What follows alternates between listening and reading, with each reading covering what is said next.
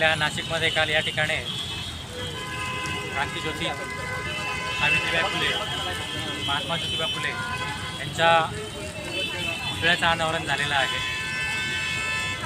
ही बाब अत्यंत अभिमानास्पद आहे आमच्या नाशिककरांसाठी देखील। परंतु या ठिकाणी ज्यावेळेस पुतळ्याचं अनावरण होत असताना परंतु जे काम महात्मा फुले आणि सावित्रीबाई फुलेंनी केलेलं आहे ते काम आहे शिक्षण।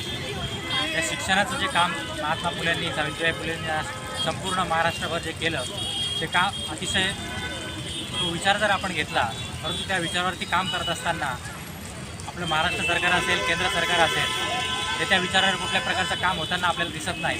कारण महात्मा फुले आणि सावित्रीबाई फुले यांचा आपण पुतळ्याचा बसत राहिलो, परंतु जे खाजगीकरण या शिक्षणाचं होत आहे ते अतिशय निंदनीय आहे। आज आपण या ठिकाणी खाजगी शाळांमध्ये जर गेलात तर 50,000 रुपये, 1-1 लाख रुपये नर्सरीमध्ये